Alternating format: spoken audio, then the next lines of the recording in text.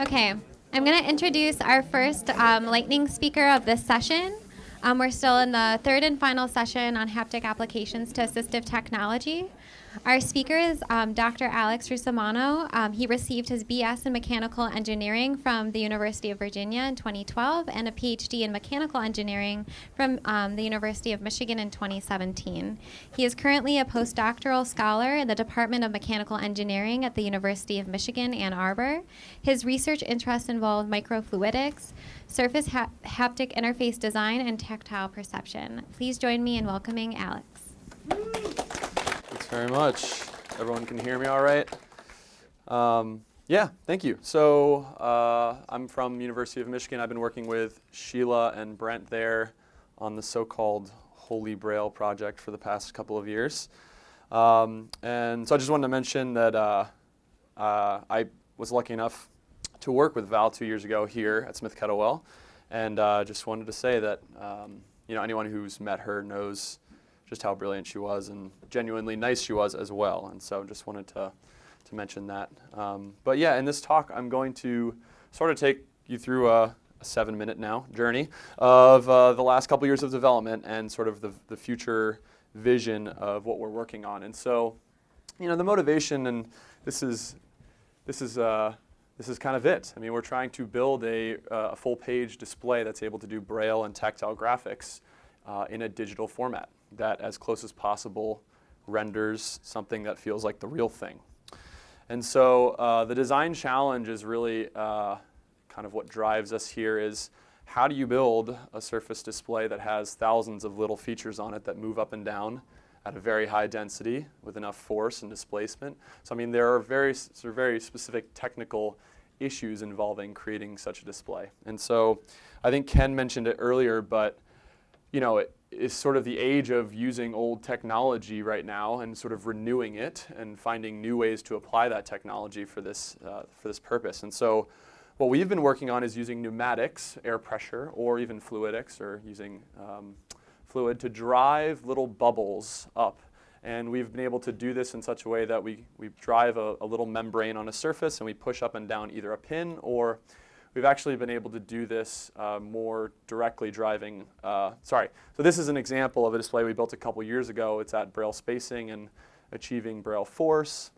And I think some people actually have gotten to feel this in the past. We brought it to the Maker Faire and we're able to program some text on it and some cool games, tactile games actually, using this device. And then we've also been able to just drive these things directly, so we can raise little bubbles on a surface under air pressure, and you can imagine a finger feeling those directly. And this is an image; those are also at Braille scale, these bubbles on the surface.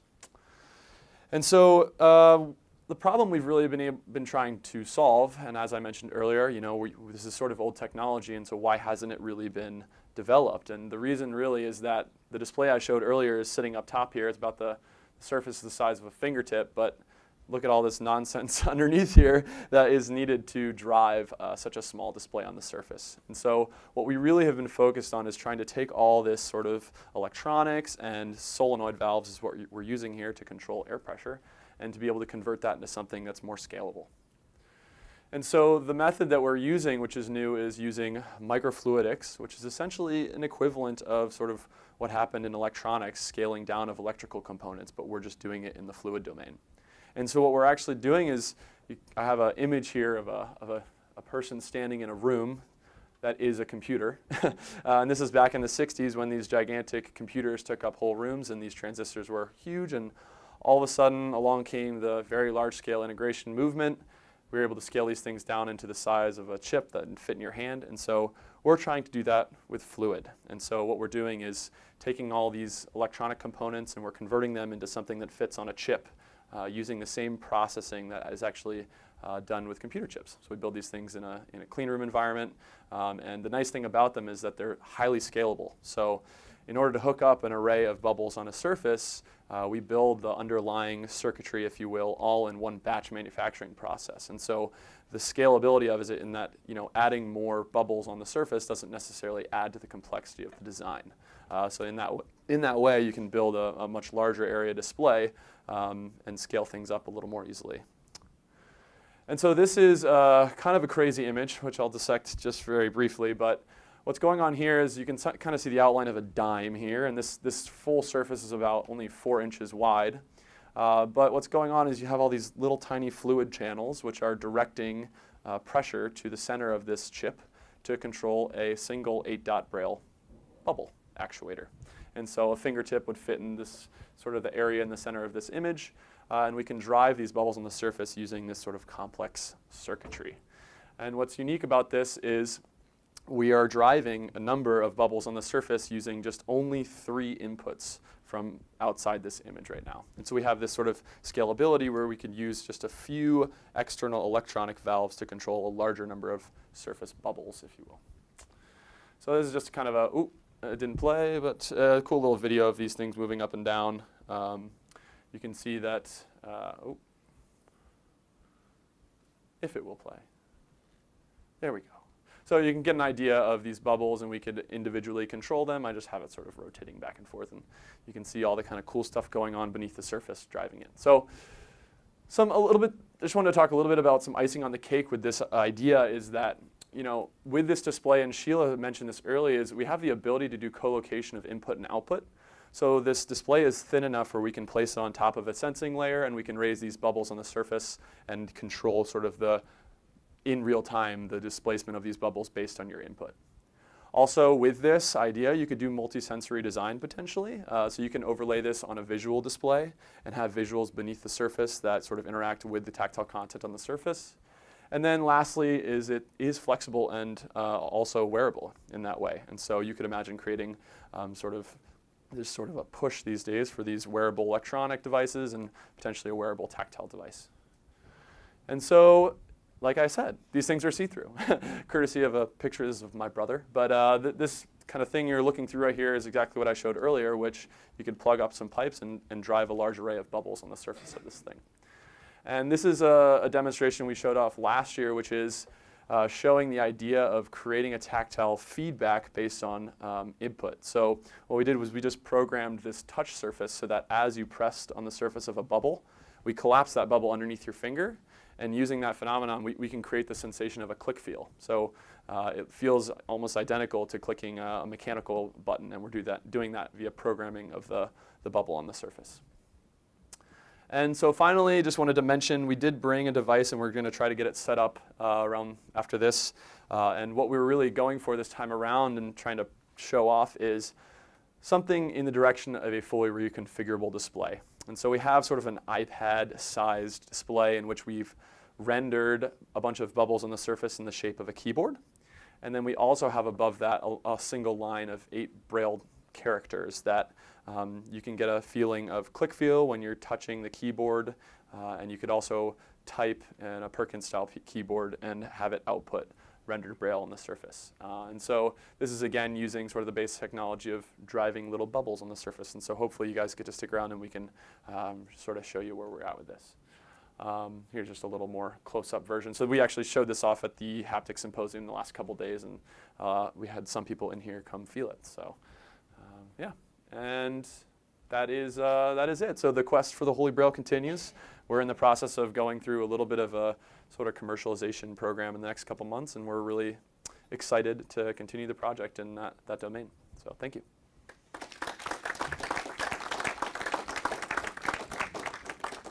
Thanks so much, Alex. We have time for one question, if someone has a question. Oh, some time. It doesn't matter. I'll be around later, too, if you have more questions. This is a one-sentence answer. Roughly, what's the... Well, the question might take a while. No, what's the temporal resolution, roughly? How fast can you display an individual? So it is more than a sentence response, but we can drive it fast enough to create a click sensation, so milliseconds, but it does depend on the construction of the device, whether we're driving it directly with a solenoid valve or with our sort of underlying circuitry. So great question, and we could talk more about that. Yeah. I had never seen this in pictures before. I'd heard about it and helped somewhat, but I was really amazed by that. And I was just curious as to what, so you have this kind of multiplexing technology where you use a small number of valves to control a large number of points. Mm-hmm.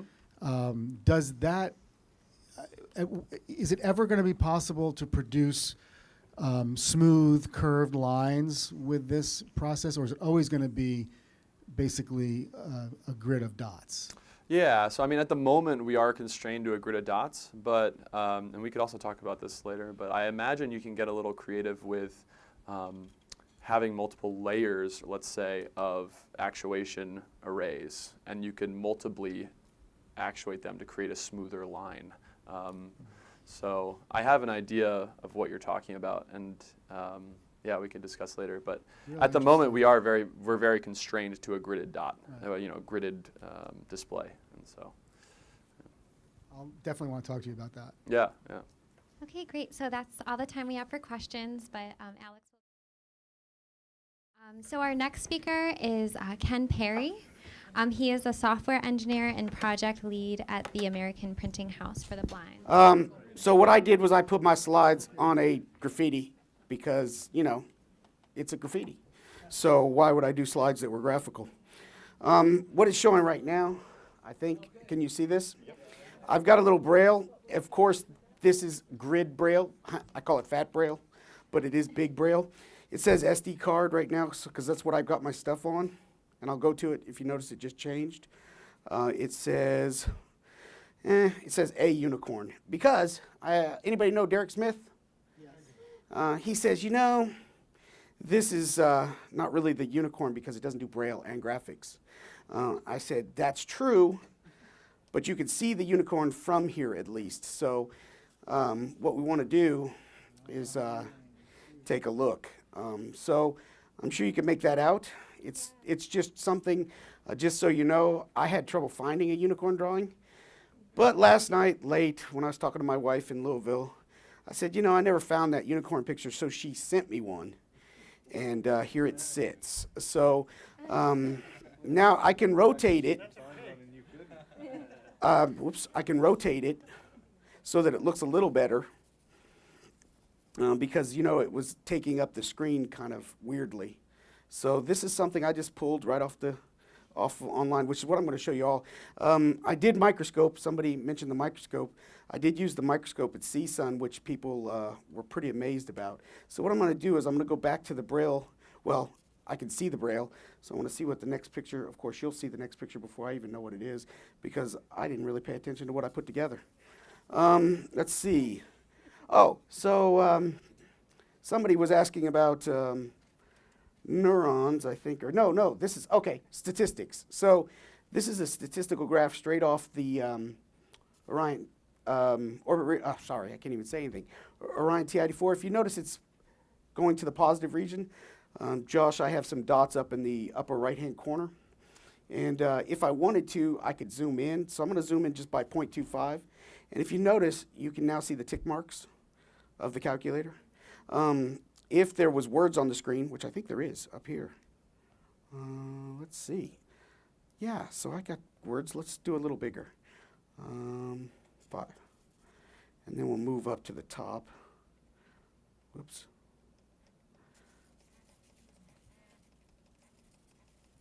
If you hear it, it's got haptic feedback too. Boy, I jumped all over the place. Maybe this one doesn't have any words on it. We'll see.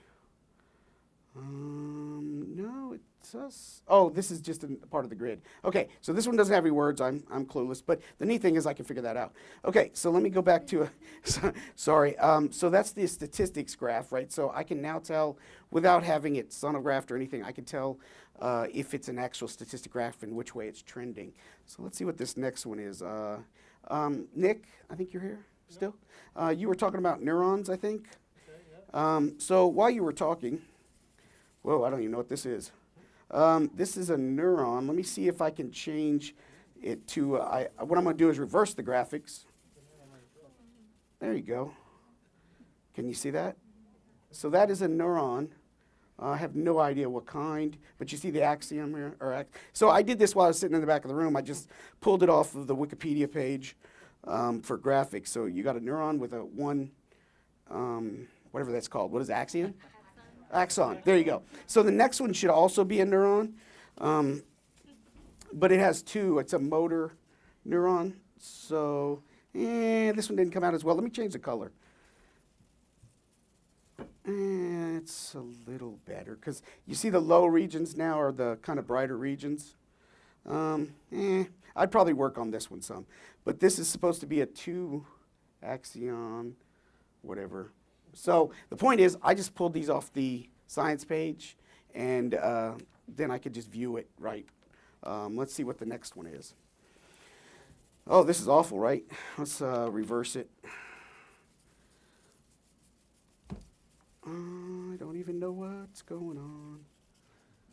I'm going to cheat. This is a color. Shoot, I don't even know what I got here. What? Let me bring them up. They're very low, so let me raise it. There we go. So, this is a cool one. So I was in electronics, and I wanted to see if I could use a spectrum analyzer. And what this is a textbook picture of a spectrum analyzer. Normally, this line right here in the middle is another hump, but what this is an AM signal. You have a low sideband and a high sideband, and you have the carrier signal. So what I'm going to do is I'm going to enlarge it. And when I downloaded this, I had no idea what the picture was of. So I'm going to enlarge it so I can tell what this is. So I'm going to, let's see, go a couple times. And then I can go up to the top. So, Josh, what's on the screen is and Nick and whoever else, what's on the screen is 2 humps, a line that goes straight up, and an arrow that points up to some kind of dots. So I'm going to enlarge it a little more. We're getting close. A little more. Now, can anybody make that out? Carrier. That's the carrier signal, right? So I was able to read this. It says carrier. And then I can arrow down. And let's go to the left side.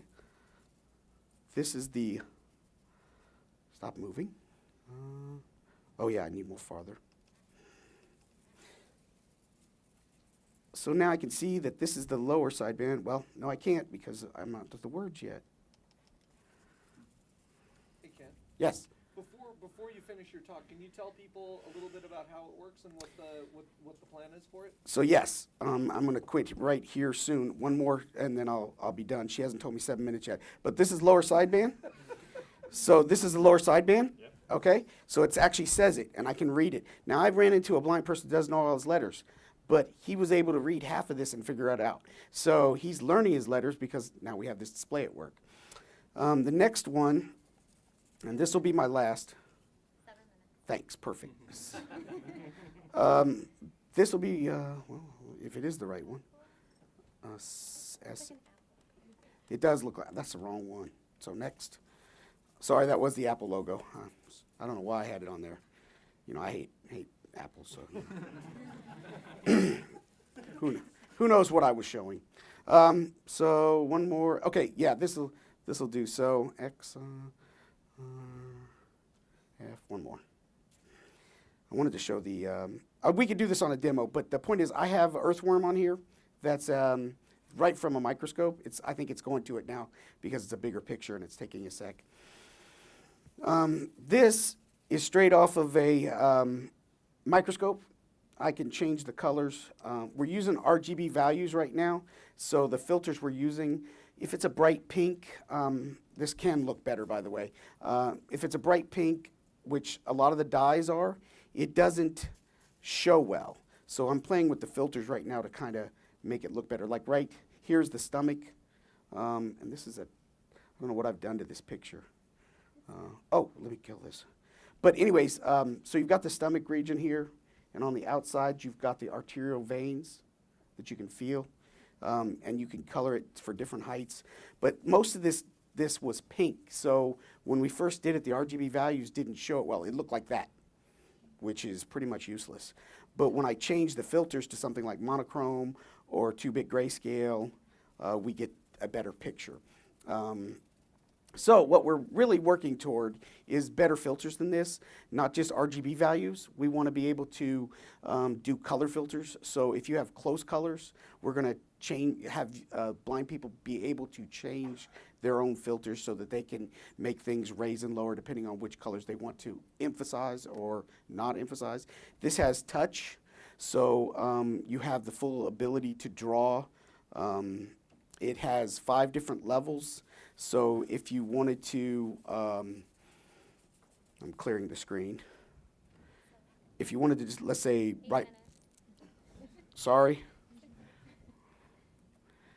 8 minutes. So any questions while I do this? So I can let you ask questions while I'm doing this. I think I just wrote my name. Oh, let me Will do it you again. also be demoing it at the... I will, right after this. I just wanted to show it as I talked so people could understand what, I'm talking about. What are your plans for it?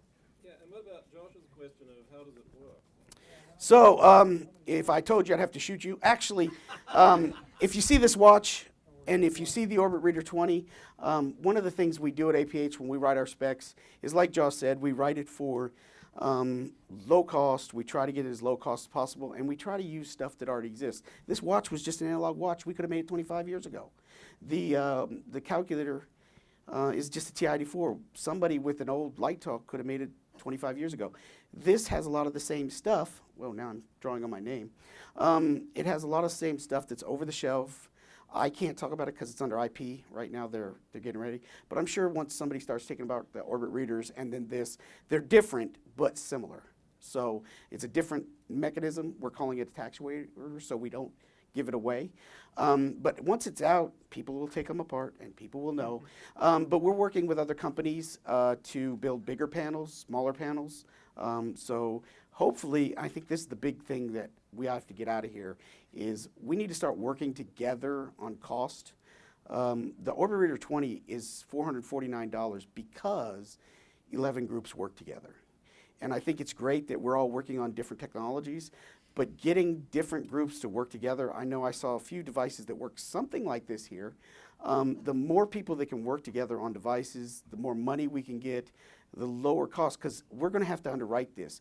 It doesn't matter how much work we put into this. I think the fluidic devices are going to be great, but I also think they're still going to be higher cost when you get them down to the commercial level. They may tell me, no, I'm wrong, but unless we can underwrite some of the development stuff, I think it's going to be interesting. So, Okay. is there a question? I think that's all the time we have Yep. for Ken, but, oh, sure. The question was, how much do you think this is going to be? I'm not allowed to say, but we are shooting for as low as possible. So I can't look. I'd love to tell you, I'm not allowed. So. Okay, our next speaker is Dr. Roberto Manduchi. He's a professor of computer engineering at UC Santa Cruz. His research focuses on assistive technology for persons with visual impairments. All right, so thank you for waiting until now. Now, I am not a scientist. I'm an engineer. I want to make it clear, humble engineer. And in fact, what I know about haptics, I basically learned today. So, and you may wonder what I'm doing here. And my answer is, I have good connections. So, so I'm going to talk about actually content, because we've been talking about perception. We talked about devices to reproduce and to generate the interface, but somebody's got to, eventually put some content in there.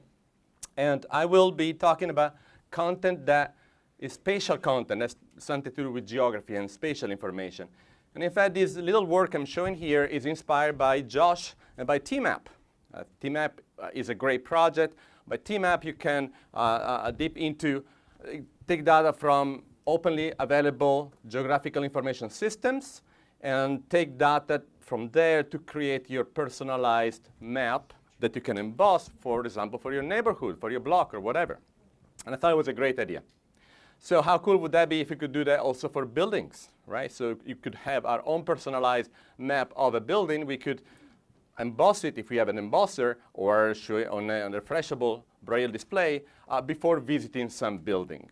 Now, there are not a lot of openly available digital maps of buildings that you can access like Google Map. What I'm showing here, though, on the screen, and I want to open this, is a map showing on OpenStreetMap, which is the equivalent of Google Map but crowdsourced, of my beautiful campus. And you can see there are some 3D pop-ups of buildings on campus. And you can see actually the individual rooms of buildings with individual floors. You can choose the floor you want to see, and etc. This data has actually been generated by my students in a class in a little student project. What they did, they took some available floor plans that were on the website of these buildings, and they used that tool called Mapbox to transform that into a format that is called GeoJSON, which is a completely standard format. That's actually how Google Maps is encoded. So by doing that, it's very easy also to geo-register those, and we have the maps right on top of your regular Google Map or OpenStreetMap, and you can emboss it if you want to, once you, of course, agree on how to represent symbols like windows, doors, staircases, and the like. But we wanted to go further than that, actually have lower scale maps of interiors of rooms to the level of, say, furnitures or even large appliances. And this is what my friend Nick here calls scene descriptions. And why would you want to do that? For something that, again, Nick calls, if I get it correctly, Nick, pre-journey learning. Is that a good keyword? Not just me, but yeah. I thought it was you. Okay, I still think it's Nick. So what is the idea? Well, suppose that you are a blind employee recently hired by a company, and you kind of learn the layout of the building. You've been invited to a meeting in a certain conference room. You get there, you open the door, and you have no idea what's inside. Is there a long table with chairs around? Is there going to be a podium, multiple lines of chairs? Now, this particular conference room is a bad example because you guys keep shuffling the tables around. Every time I come here, it's completely different, okay? But this is now the standard. Usually, you know, the layouts of the room tend to be kind of similar. Let me make another example. You go to a hotel, you enter the lobby. Where is the counter? Where are the couches? Where is the elevator? Where is the water fountain? Maps don't tell you that normally. Typical floor maps don't go to that level of detail. Yet another example, public restroom, okay? Where are the stalls? Where are the sinks? I was talking with Nick that both him and I saw in different trips in Japan, and I also saw in Hong Kong, outside public restrooms, tactile maps of the interior of the restroom, which is kind of useful because you don't have to go and search for, you know, where the sink is and etc. All right, so how do you do that? Well, let me show you here another example. Here, I wanted to open it up. So this is a small project I'm doing with a graduate student. So this is, let me show, wait. Okay, that's not what I wanted to do. So I start from the floor plan of a building. Like I said, we can build a GeoJSON format, digital vectorized of that. And now I'm concentrating on a small room, which is kind of like an alcove. I don't know exactly how to call it in English. I asked several people, a lobby in alcove. It's a small open room, kind of like, that contains some couches, a file folder, and another couch. You could just go take a measurement tape, take measurements of the things, and then on Mapbox, recreate the things. That would be a very tedious process, kind of difficult and complicated. So we thought of a different way to do that, and we use 3D cameras. You can buy them for like $200. There is, for example, a system called Structure.io that uses a PrimeSense 3D camera attached to an iPad. You scan the device in the room, like my student Viet is doing here. This stitches together multiple 3D point clouds to generate a 3D room, something like what I'm showing right here. And this is nice because with just one picture, you have metric information of the whole content of the room. Then what can you do? Well, you could use automatic or semi-automatic methods to try to identify the important pieces of furniture. And I'm going to start here. Gotcha. There's supposed to be a video, but somehow it is not running. So I'll do without that.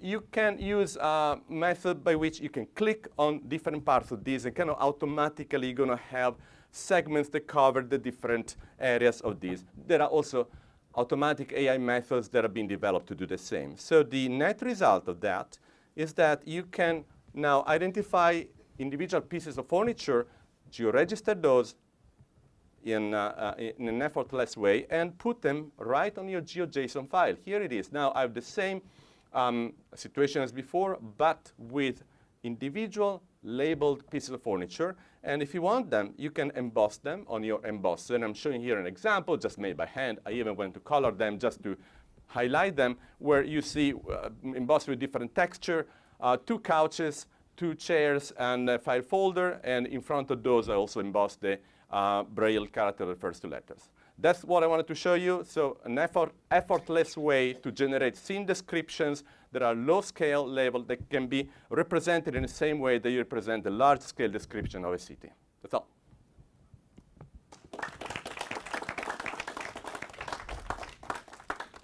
Okay, thanks so much, Roberto. Does anyone have a question? Okay, there's a question in the back. So on when you create these, what kind of file are they in when you make them? What kind of file? Yeah. Or format? Yeah. It's called GeoJSON. So JSON is, a common format, right? So GeoJSON is just specialized to contain geographical information. That's very standard. Okay. Cool. Another question over there? Oh, Sean has a question back there. Thank you. Thanks. Nice project. I'm wondering, so there's a lot of work in robotics that has a similar goal of mapping out room locations and obstacles and other things. Do you know of projects in that space that are using SLAM or other techniques to generate these same maps? And if people are storing them on a sort of like OpenStreetMap style version, is that happening now? Or does it take individual people to generate this data? So yeah, there are projects like at Stanford there, Silvio Savarese was building this big thing. Actually, it does it with Matterport, which is a company that makes 3D cameras. There is a lot of interest in the AI community in building automatic representation of space like that, and we're building on top of that. So you mentioned SLAM. This is similar to SLAM in that you connect together point clouds. We are not interested in the location of the person, we're interested in the representation. So we are building on similar efforts. Now, I don't know whether people who are a research group are interested in placing those into a general GIS or not. It's just a natural step to do that. I think our interest here was to show that you can do that, and eventually also think about what type of representation you want to use to identify, what it is they really want to represent. Okay, one last question. Do you get more than just a point cloud, or do you actually are you able to parse the point cloud into objects? So you get a point cloud, from that you get a mesh. You get a 3D representation. From there, you want to identify individual objects and label them. So this is a table, this is a couch. You could try to do that automatically, and like I said, in AI, there is a lot of effort to do that. The complication is that you can't really apply your typical image-based convolutional neural network to 3D data. There is a little bit of a more, still some research to be done, put in this way. What we have been playing with is with systems that are semi-automatic. So it's still manual, but requires a little effort. For example, you click on one point, and immediately it covers by itself a flat surface around the point. So that would be the tabletop. And with some little adjustments, we've shown that a room like the one that I showed here, a small alcove, we can do that in a couple of minutes. Okay, and the important thing is that it's perfectly metrically registered. That's all. thank you so much. Okay, our last speaker of the day is Steve Landau. Steve is the president of Touch Graphics and currently is an adjunct professor at the Maryland Institute College of Art. He received his master's in architecture at Harvard University Graduate School of Design and Bachelor of Arts in Art History from Oberlin College. Join me in welcoming Steve. I'm really happy and sad about being here because I really miss Val. And I think about her almost every day. And so I'm glad to have the opportunity to talk about some of the work that she was doing in collaboration with me and my partners. And to also let you know that the terrible loss of Val hasn't hasn't stopped us, and we're all continuing with this important work, and everyone here today is a testament to that determination. Today I'm going to be talking about one of the projects that we're working on now, and it is really directly related to Val, and particularly her interest in developing methods for training people to use tactile graphics. How can we improve people's ability to, how can we improve people's ability to understand these materials through what I've come to call tactile mindfulness, which is kind of a buzzword combined with what we've been talking about all along. But I think actually it's a pretty good term because really to become a good tactile reader, you have to be enlightened, and you have to be trained to be aware of the information coming to you through your sensors, which are your fingers and your joints. And Val was very focused on how to achieve that. But to back up for a moment, I'm going to first begin by showing you some images from the past. I did some research at the Perkins School archives and found some old images of tactile graphics that they were producing in the 19th century. So this method for displaying spatial information has been around for a long time in teaching visually impaired students.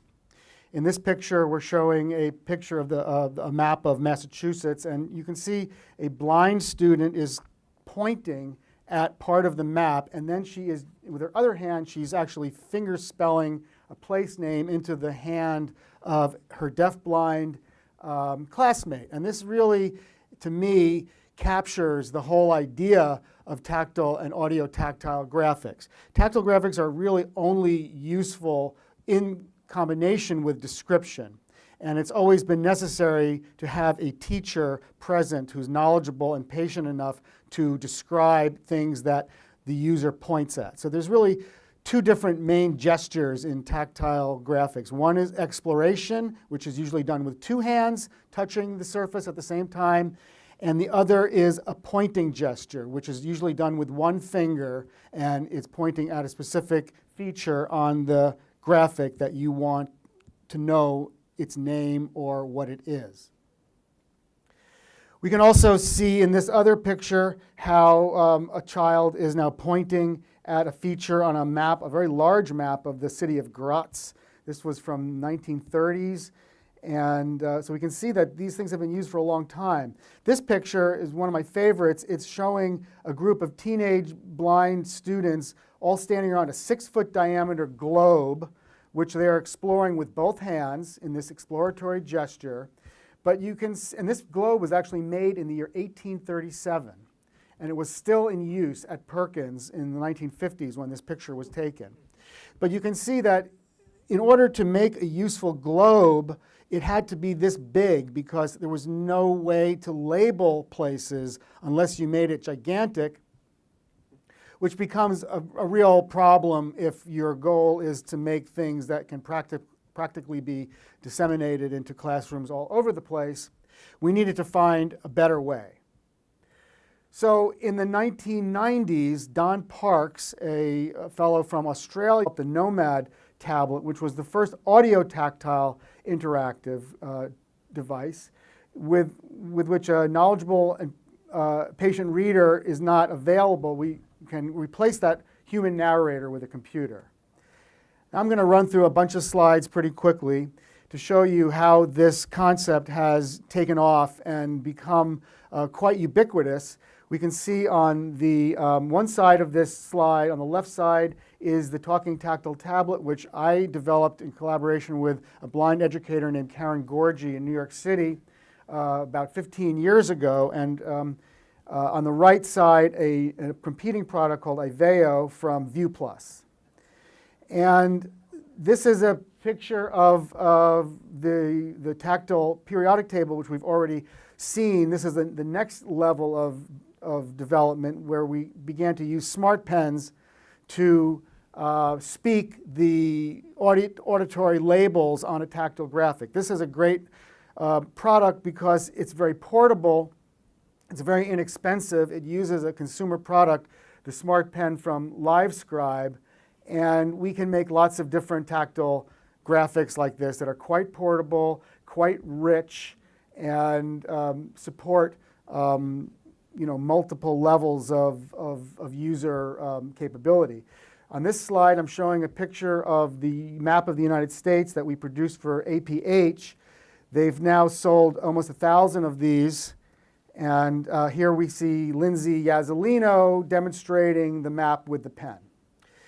So we made the TTT quite a long time ago. We sold a lot of them, but that product is now reaching the end of its life. So we are developing a new version, which is called T3 Platform. And you see here a picture of that device. The great advantage of this version is that it's based on an existing Galaxy, Samsung large screen Android tablet on which we overlay an acrylic frame into which you can drop an overlay sheet. But the really cool thing is that you can use a mirror which is placed above the tablet's camera, and we bounce the view of the camera off the mirror, and you can see on this picture a small hole that is where the camera goes, and we can see by this means a barcode that has been printed on the sheet, and that allows the tablet to know which of many, many hundreds or even thousands of sheets have been placed on the tablet in order to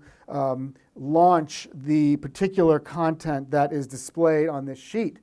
And so we've now only made 2 sample applications of this. One is a zigzag game where people have to trace a line across the sheet, and that line becomes more difficult to follow because it becomes fatter and intermittent as you go through this exercise. So we're currently finishing up user testing. Josh is running subjects next week to see if they're able to use the tablet and to see if the new methods for sheet identification are working. And then we are going to go into a phase 2 grant, hopefully starting in September, where we will turn this into a commercial product. So there's lots more pictures here, but I'm going to stop there because I think I'm out of time, right? Okay. So thank you very much. Thanks so much, Steve. We have a little bit of time for a couple of questions if people have any. Okay. Did you bring any of your pen materials, Steve? No, I didn't bring any pen materials, sorry. Out of the pen frame of mind at the moment because we're working hard to complete this project, so I don't have any of those. But I do have a lot of samples that I'd like people to get their hands on. I was talking earlier about UV printing and how much it can, how much amazing stuff we can do with this. And I did bring a box full of signs that I'd like to show you.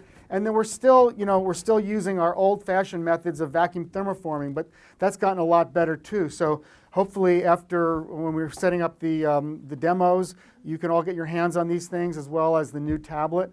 And I can answer any questions that you have at that time. Okay, let's thank Steve once more for his time today. Okay, so that ends the official symposium with all of the talks. Thank you so much for attending and for your participation to those who gave talks today and were panelists.